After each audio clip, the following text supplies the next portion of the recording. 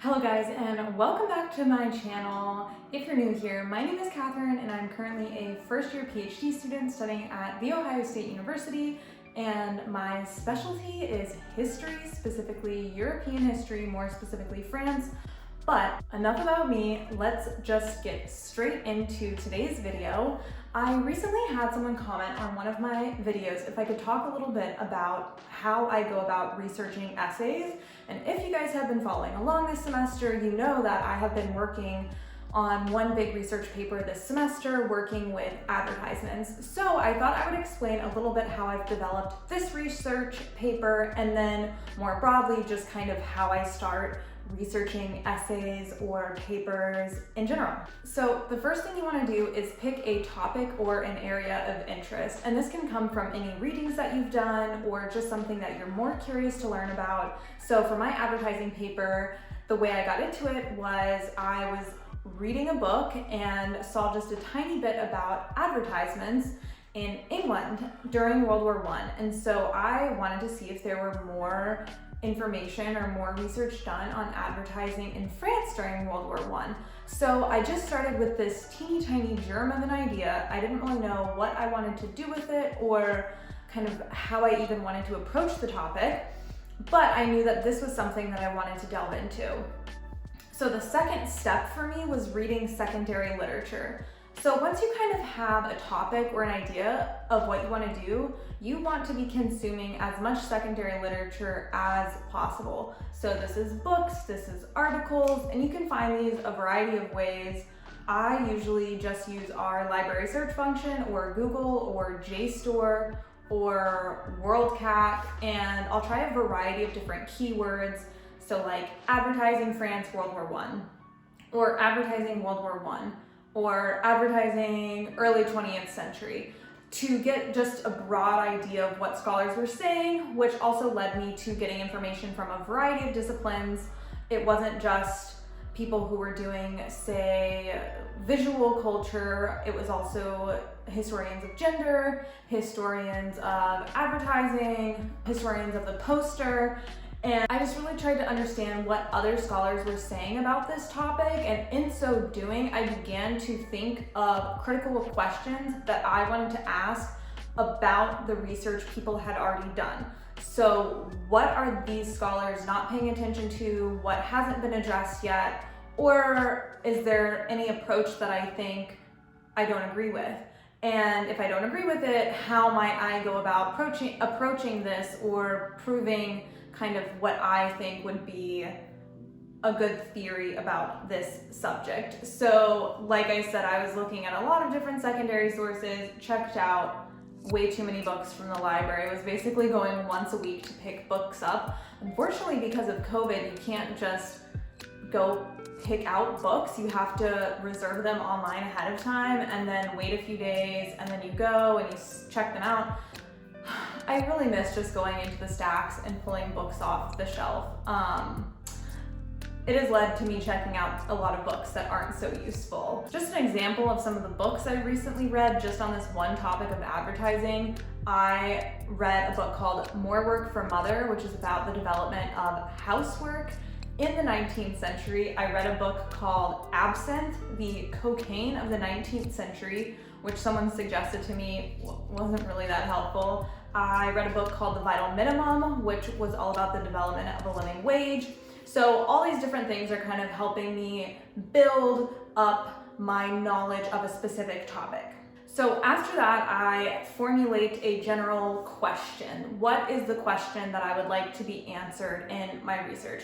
You're probably not gonna know what your thesis is right away, and if you do, it probably will change, and that's not necessarily bad. My thesis definitely changed a lot based on what I was reading in the sources. So after I went to the secondary sources, that is when it's time to do your own research.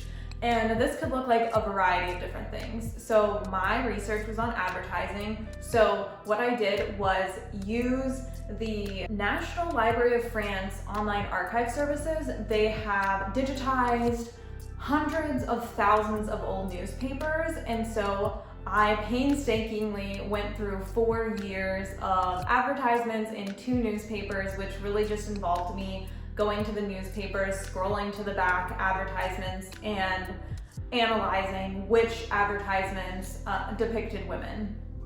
You could be looking at novels, photographs, you could be looking at governmental sources. Whatever you think will help you answer your main question is going to be important. So not all sources are going to look the same. Not everybody's going to be doing the same research.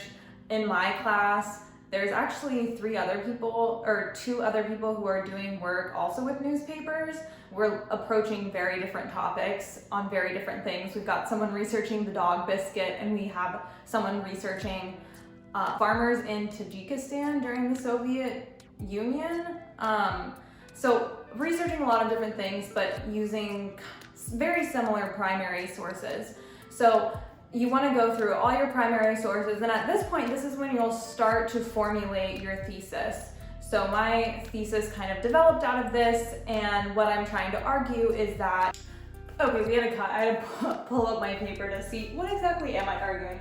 So basically I'm arguing that an analysis of advertisements demonstrates the crucial influence of consumption and consumer culture in not just reinforcing the traditional gender system, but rather challenging and pushing that gender system. So I'm looking at the different ways that women are depicted in these advertisements and seeing that women occupy a far greater variety of identities than, say, war publicity during World War I, where typically in French posters, you just have the peasant woman who is a mother with her children, which is a very frequent recurring theme, which is not necessarily what's going on in the advertising. So once I've created my thesis, I should probably shut that now.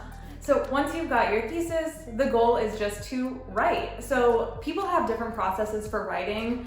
I, like I've said before, am horrible at writing, but I'm getting better with lots and lots of practice this semester. And I honestly think one of the best ways is to do a layout of your paper first and just sketch out an outline. Introduction, what points you want to hit, conclusion, and then within each point you can make a few side points of the evidence that you want to use or what themes you want to address, and basically just figure out how you want to lay out your paper. So for this paper, I decided to organize it by themes rather than, say, a chronological development of advertising over the war, because I saw some general trends across all 4 years. So I've split up my paper into 4 sections, and as you write, your thesis might change, or it might just grow stronger. You might end up using additional secondary sources.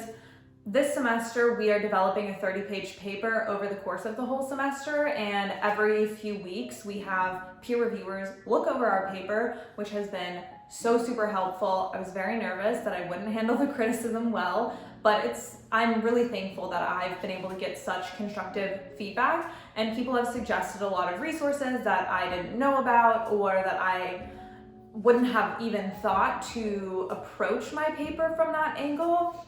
So if you're ever able to get feedback from other people, even if they're not even in the same discipline, you don't have to take anyone's suggestion. You know your topic better than anyone else, but it can be helpful to provide a nice outside perspective. And that is pretty much how I develop a paper from start to finish. I've definitely gotten better as the years go on. My writing from now to when I was in undergrad, I don't even know if I want to look at my old undergrad papers. They probably look like such trash. I don't even think I did that much research for them, but we are growing, and that's the point of being in school for about 20 years at this point, if you do high school, undergrad, master's, now PhD. But yeah, I hope this video was helpful and informative, as you guys can kind of see how I develop certain projects or papers. If you're interested in learning more about this kind of thing, let me know what else you would like me to talk about or explain how I do things in my PhD. I'd be happy to make another video about it. And thanks so much for watching. I will see you guys next week. Bye.